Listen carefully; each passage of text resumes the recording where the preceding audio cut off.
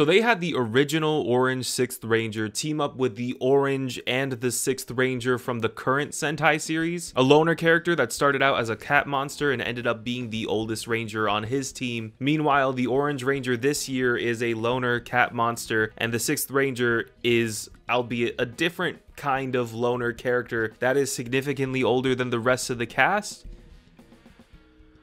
I fear they cooked. But before we look at any of that, we need to look at the context of what brought us to this point. Because you didn't just fall out of a coconut tree. BoonBoomger has recently entered its 3rd lap, which essentially is the show's latest arc. And with this came this poster showing an increased focus on Boon Orange, and that we would be getting a crossover with the Toqgers. For everyone not paying attention to BoonBoomger, the show recently introduced Captain Disarray, who is the newest general leading the Hashilians. He was introduced to the audience and the BoonBoomgers in episode 27, where Genba has a particularly emotional reaction to seeing him. And this fool is wigging out to the point where he goes Super Saiyan and puts on cat ears. My ex-wife used to do that all the time. She'd ask me to preheat the oven, and then I would forget, and then she would put on a furry costume and punish me. I really miss her. Even with Genba wearing the PewDiePie headset, Disarray is still able to rock his world. Thankfully, Disarray dips, leaving Taya to calm him down. Back at the base, Genba reveals that he is from planet Bureki, and his actual name is Genba Delivery II. Delivery. How old were you when you realized Sentai character names were just a joke? Literally on this team alone, we have Tire, Mirror, and Circuit. Speaking of Circuit, he's surprised to hear that Genba is a delivery, as that would mean he's their young boss.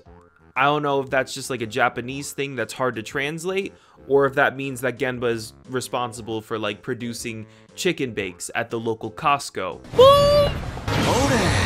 My friend Scott inspired that joke. I can't even really take credit for that one. Planet Bureki operates a shopping service that is renowned throughout the universe according to Boon Diesel. So it's essentially like what our ideal lives will be like once Jeff Bezos is finally able to make it into the big leagues. Lord knows I love seeing billionaires win, and it's sad that none of them have even their own country yet, let alone a whole planet. That's why they deserve tax cuts. Genba's father was framed for a crime that he did not commit and was thrown into space prison. That sounds like a joke, but they straight up say space prison, like space prison. That's serious. Again, I hate seeing oppression against corporate CEOs. It's really disgusting because all they really want to do is like own all of our information and continue to enslave us to the process of capitalism, which is not really all that bad when you think about it. Bureki is now a shopping service exclusively for the Hashilians, and that prompted Genba to flee to Earth, where he met Taya. Shortly after landing, he discovered that Taya needed help with his car, and so Genba gave him a spare part from his spaceship to repair it. To show his gratitude, Taya, the billionaire, gave Genba a lollipop, which honestly feels like perfectly justifiable compensation for servicing his car, like parts and labor included. Everyone's always talking about livable wages and paying rent, but Taya literally gave the man a sweet treat for swapping out his transmission. There's nothing wrong with that. Apparently, sugar is imperative for Burekians to camouflage as Earthlings, which explains why Genba is always seen with a lollipop without ever fearing cavities. Some would argue that tooth decay is the real Hashilians all along. We also discovered that Genba was giving parts of his spaceship to the team this entire time, which explains why he was so good at procuring things. Everyone is on board with helping Genba take back Planet Bureki, but Genba decides to leave the BoonBoomgers because he understands that he purely wants revenge and does not want his emotions to get in the way of the rest of the team. Before leaving the base, he has an exchange with Boondario where Genba thanks him and tells him how they're really alike in some ways, but not in others, and leaves telling Boondario that he is a good person. After the battle, Genba gives Taya his axe as a sign of resignation, and everyone protests this, but Taya allows him to leave and tells him to keep his changer, hoping that it will come in handy for him. His absence has an immediate effect on the rest of the team. First and foremost, this may be the only time in Sentai history that a ranger has straight up been cut out from an intro sequence. Like, let me know if this has ever happened before, because I can't remember any other moment that like this. Regardless, it's still really interesting, and the very next episode deals with Joe's determination to take on the extra burden left by Genba's absence, which is super in character for Joe since he essentially is a cop with a hero complex and is always trying to take on other people's problems. Sakito and Boon also share a moment with Genba in this episode, offering to help him take care of Disarray, since they're just cleaners for hire and not actually a part of the BoonBoomgers. And it turns out they have a vendetta against him as well, since he hired them for several jobs and never paid them back in the day. But Genba tells him that he wants this body and to back off. We see Genba again very briefly in episode 29, where he stops Taya from destroying Mad Rex. Like, gun to the head and everything, but Genba needs to know where Disarray is. But instead of telling him, Rex decides to not do that and bounce, making Genba look silly, prompting him to leave. Presumably because, and again as I said, he really looks like a series goofus right now. Everyone tries to stop him as he's walking away, but Taya explains how Genba is fighting against himself right now. The next time we see Genba, he is once again seen having a confrontation with Sakito and Boon. Basically, Taya's on a roll against Mad Rex right now, and Sakito doesn't want to see Genba mess that up again. The two begin to fight because Genba can really just not help himself from messing up this whole thing again for a second time, but leaves once Mad Rex does. In episode 31, Genba is breaking into the Hashilian hideout. Mad Rex essentially lets Genba straight into Disarray's room, because those two are also beefing it for other reasons that are kind of unimportant right now. But Genba finds him pretending to sleep, where Disarray once again knocks him out cold, and Sakito finds him passed out on the ground. And this brings us to episode 32, which is one of my favorite Sentai in-show crossovers ever. We pick up right where we left off in the last episode. Genba is in the custody of Sakito and Boon after his fight with Disarray. They took him to the train tracks to put some band-aids on him. Boon warns Genba not to push himself when they begin to hear a harmonica in the distance. Sakito turns to see a orange helmet, and it's revealed to be Akira Nijino, Toqger Rokugo. We cut to the rest of the team making the champion jackets that will make their debut in the next episode, and Mira pauses for a moment when looking at the orange fabric. We then cut back to the four from earlier. Akira explains to the others how he had just finished up repairs on the railway and was about to leave when they showed up, and reveals that he is a Toqger. Sakito, of course, doesn't understand what the hell that is, and Genba is prepared to rush right into another fight with Disarray. Sakito explains how he needs his rest and decides to start beating ass to prove his point. When Akira takes him outside to wrestle on the train tracks like real men used to back when lead was in paint where it belonged, Genba states that this is a waste of time for him, when Sakito tells him to stop being stubborn and to join back with the rest of the team. Genba protests this, as he doesn't want to drag everyone else into it, and says that this is his revenge alone. Sakito tells him to quit playing, and Genba claims that the rest of the team isn't like him, when Sakito responds, "Of course, because we're all different, and that's what makes being together so great." Which is quite literally the entire point of like what Sentai is. It's always about a group of individuals with different backgrounds and personalities coming together to oversee some sort of conflict. And it's perfect that they're having Sakito explain this, since like any other 6th Ranger, he's had several focus episodes with each of the core 5, introducing him to the rest of the team since his debut. So it makes sense for him to really appreciate those differences, and with him being such a new member of the team, of course he would want to bring everyone back together. We find out later that it's for money, but that sounded good in the script. Genba explains how he's wanted to take down Disarray for so long, and is afraid that this may be his only opportunity, when Akira tells Genba that he's looking for a place to die. A catchphrase that he used a lot during his series. He explains to the group how he used to be part of the Shadow Line, and how he used to be the same way as Genba. In the meantime, the Hashilians create a rail monster that forces people to turn into me at a wedding with an open bar, leaving Taya sober and unsure what to do with himself, kinda like me at a wedding without an open bar. The other 4 we've been following are also wrapped up into this conga line, when Taya and Sakito lay down a set of train tracks for them to go in circles, because they'll die if the train stops. Akira exclaims how imaginative the idea was, and says that Taya reminds him a lot of Right, when suddenly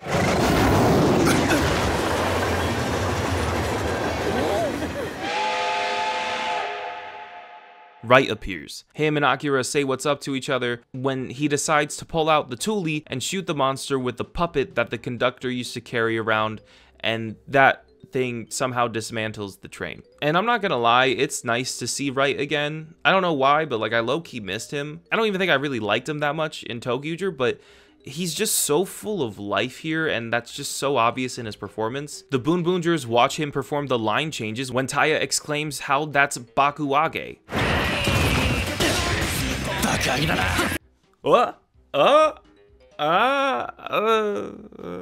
Genba watches them fight from a distance when Akira reminds him how he's looking for a place to die, yet he has such good friends. A lesson that he learned throughout the course of his series. Genba asks him what he means by that, but Akira continues to play his harmonica and walks away. High-key, I'm disappointed Akira didn't transform in this episode. I feel like it would have been cool to see him like fighting too, considering how we spend more time with his actor than we do with Wright's. The Rangers call their mecha when Boon is unable to battle due to motion sickness from the monster, which again, I'd be sick too if I was at a wedding with an open bar. Wright pulls Sakito into Toqger, where he then has to teach him how to pilot a train. After the battle, we see Wright untransform, and we see his actor for the first time in 10 years, telling the BoonBoomgers that he can imagine their dreams coming true.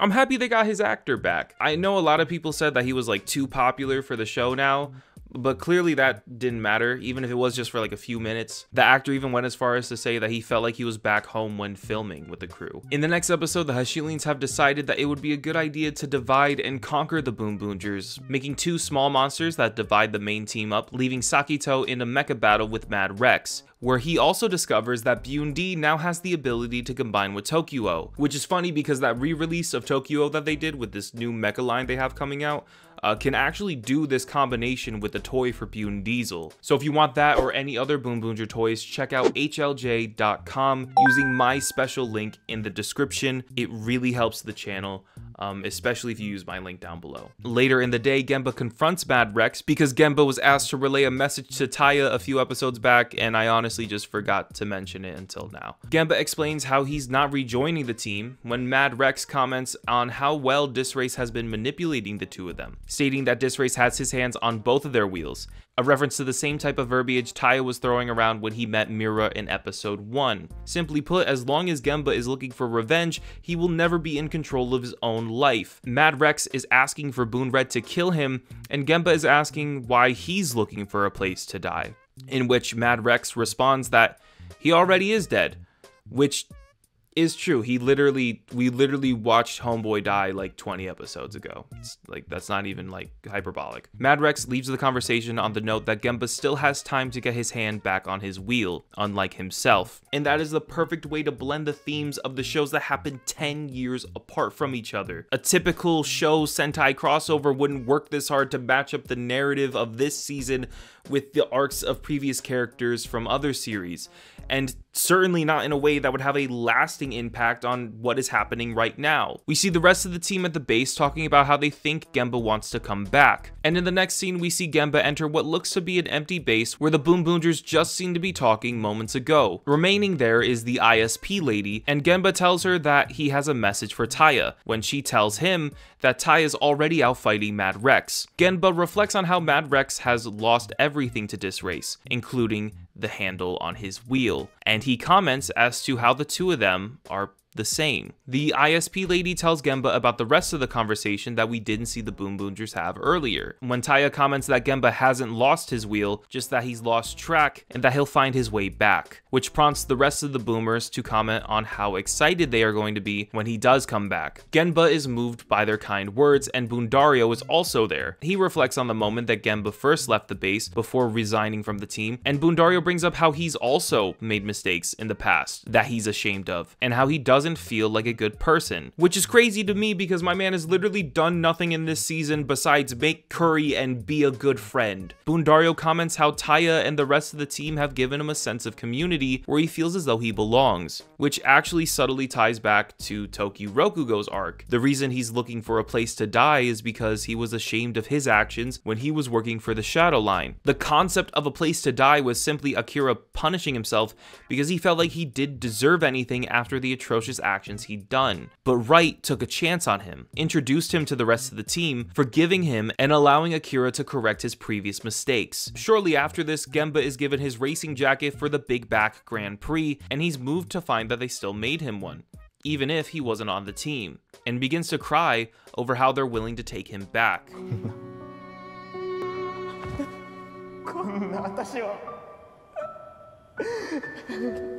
If I could be vulnerable for a second, this is actually something I'm kind of working on therapy right now. I'm not even gonna lie to you. I have a tendency to push people away, especially when like I feel like I've done something stupid or like I feel like I'm getting very close to people. So to see this grown man burst into tears over the prospect of the team being so willing to take him back struck a weird nerve for me.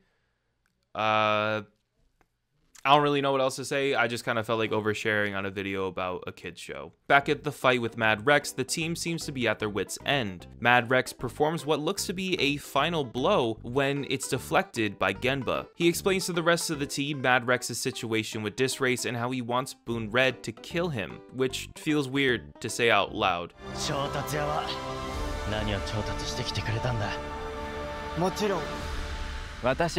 I'm not even gonna lie to you, that's like kind of adorable. Like, Genba is giving big toddler energy by saying that, like, oop, just me. But also it's like kind of gangster.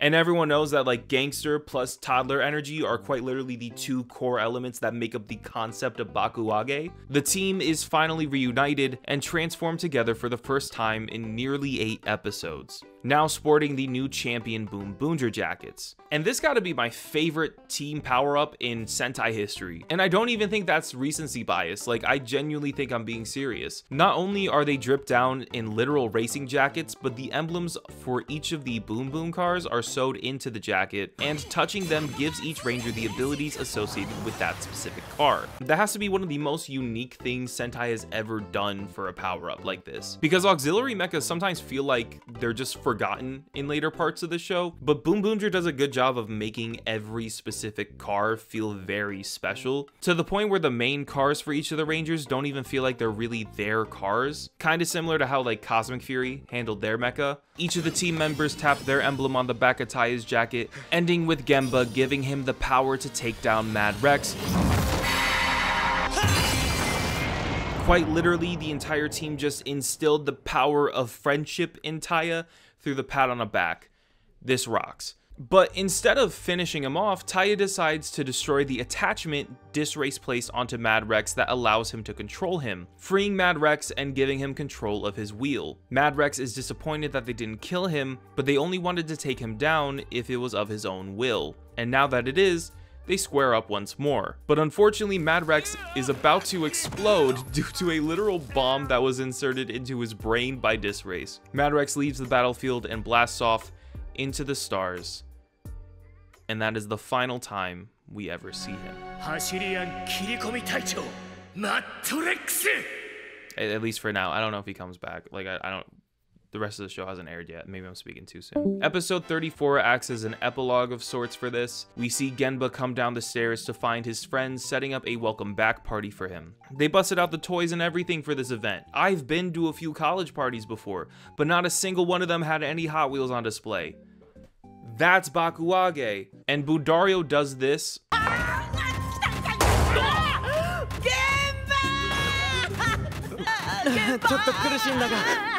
The whole thing is just super wholesome. Taya says that he trusts Genba is able to turn his wheel on the road that he wants to go down. Genba assures him that now his eyes are set on a future beyond defeating Disrace, and apologizes for what he's done, telling everyone that he's a fool for only just now realizing how much he enjoys being a part of the team. Sakito and Boon ask for payment for cleaning up the Genba mess. And to be honest, I would too, considering that Taya is a billionaire and those two are still homeless. In fact, I'm realizing that outside of Genba, who we just discovered was a Nepo baby, literally every BoonBoomger has a second job. Instead of paying them, Taya decides to show everyone his new whip that he's designed to carry the Boon Boom cars to the DGP, which is a crazy response. Oh hey, Genba's in the intro again. That's neat. Apparently the carrier mecha was designed with the Toqger's coupling system in mind, And I love that because you may remember that Safari and Marine were developed with AI after seeing how the BoonBoomger vehicles were sentient. See, the crossover episodes aren't super load-bearing to the plot, but it's cool when they reference back to them, showing that things don't just happen in a bubble. And what's sick is that we actually get another racing fight scene with it, which I honestly forgot was a thing in the series. And the Rangers are also fighting while on the moving vehicle, which just makes this even better. They pull over after the attack when they run into Disrace, and he reveals that Boondario used to work for the Hashilians. What? My sweet little man? He just sits around and makes curry all day. You're telling me he used to run with a mob? Everyone is obviously taken aback by this. Boon D especially, mentioning how everyone thought that he was dead after dropping out from the Boo Basket Grand Prix, when all the while he was working with the Hashilians. Turns out Taya and Ishiro knew about this all along, leaving Joe and Mira befuddled. And honestly, I would hate to be these two, just in general, because these fools are literally left out of knowing every single thing that happens on the team. Like, this is like the third time this has happened to them. Like, people just don't tell them things, and it's kinda sad. But Taya and Ishiro promised Boondario that they wouldn't tell anyone because he was afraid that everyone would leave. But Joe and Mira are softies, and obviously Genba understands keeping secrets, but Boon D is unable to see past it for obvious reasons, and decides to take Sakito with him. And this is probably the perfect place to end it. I know other stuff happens in the episode, but at this point everything that has been set up by this arc has already been answered. We find out what Boondario was hiding, the Toqgers influence the newest Megazord, and Genba is back on the team. And now the show is gearing up for its next arc, seemingly to focus more on Boon D and Violet, as well as the leader of the Hashilians and the BBC. More than anything, this arc did a fantastic job of developing Genba's character, as well as the rest of the cast and how we see them react to him leaving, with Joe taking on his burden and Taya being so ready to welcome him back, and Sakito just wanting to help him get through all of it. And this crossover with the Toqgers was great for drilling down on like one specific character and how he alone connects so well to the overall themes of BoonBoomger. It's so rare to have a character come back for an episode like this that really highlights them, not to mention allowing them to have such an impact on a show without completely side railing everything that's happening. Overall, I just really love BoonBoomger, and I'm excited to see what's in store for us with Lap 4. And if you want to see my first impressions on the show, you can go to this video right here to see that.